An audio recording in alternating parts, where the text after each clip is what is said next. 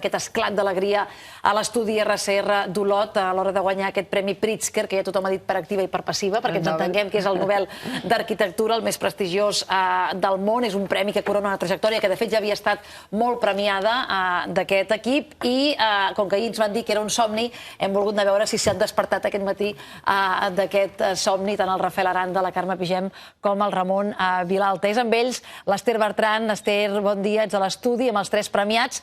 No sé si s'han despertat ja d'aquest somni i com afronten el seu primer dia de feina després de saber que són els guanyadors del Premi Pritzker. Explica'ns.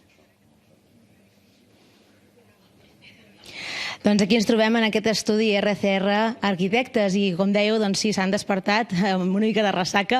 Estem aquí, però recordem que han premiat per primera vegada a 3 persones i, per tant, és molt important el treball que fan conjuntament, perquè no és una feina individual, sinó que és una feina col·lectiva. Com bé un crític ha dit, sembla que ballin jazz, perquè el jazz és, doncs, ara l'agafa un, ara l'agafa l'altre, i aquí els tenim tots tres. S'ha de dir que la Carme no podrà parlar perquè està afònica d'aquesta ressaca que comentàvem i també perquè està constipada, Per tant, no li podem fer cap pregunta a la Carme, que això ja és un símptoma que això ahir va ser realment una eufòria i va ser espectacular. Felicitats primer de tot per aquest premi.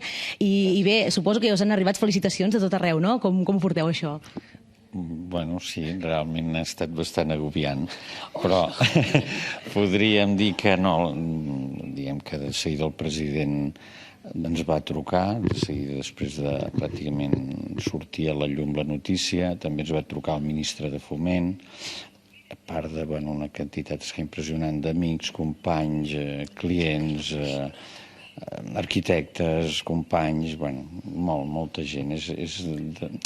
Verdaderament és un fet també que nosaltres també voldríem agrair, tinguem l'oportunitat d'agrair a tothom que això és una muntanya de molts granets de sorra, que hi ha molta gent que hi ha participat i verdaderament ho voldríem fer extensible, sobretot en aquest cas els arquitectes catalans, els que ens han precedit, els actuals, evidentment, companys nostres, i sobretot a la gent jove. La gent jove que, pensar que tenen el món obert i que tot és l'amor que es posi amb això.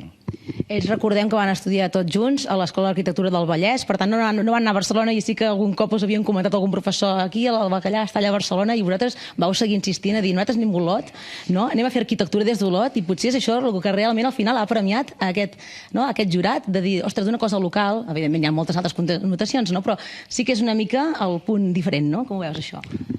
Sí, ja en aquells moments, fa 30 anys, quan vàrem decidir venir cap aquí, més d'un professor ens va comentar que l'arquitectura que teníem que fer ja l'havíem feta, no?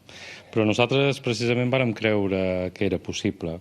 I era possible també una mica com hem anat fent tots aquests anys, que és el que nosaltres anomenem creativitat compartida, no? Confiar en nosaltres tres, i ara ja amb tota la gent que ens acompanya, com per entendre que aquest treball es pot fer en equip i que és quan es poden aconseguir uns resultats, no? Van començar aquí a Olot, evidentment tenen obres a tot Catalunya, Espanya, també França i evidentment també molts altres països. Si m'ho podeu explicar una mica, que suposo que la gent té ganes de conèixer ja en quins projectes esteu treballant, on més es veurà aquesta marca RCR, em podeu comentar? Vols provar? Ara vol parlar la Carme? No, la Carme no, perquè no se sent. No se sent gaire? Va, doncs aquí no vols comentar. No, nosaltres tenim diferents tipus de treballs, des de petits, ens agrada treballar petits projectes i també projectes de gran escala. Vol dir que en aquest moment tenim algun projecte de vivenda unifamiliar, també tenim, en aquest moment estem treballant les caves per Alada, i de projecte gran, ara estem treballant un projecte a la Ile Seguin, a París, que és tot un complex cultural bastant important. I també potser cal dir que fa poquet es va inaugurar el restaurant Enigma a Barcelona i que la setmana que ve s'inaugura una mediateca a Gant, a Bèlgica. Doncs moltes felicitats per aquest premi, nosaltres us seguirem seguint i molts èxits que segur que els tindreu allà on aneu, però recordem sempre des del local per anar al global.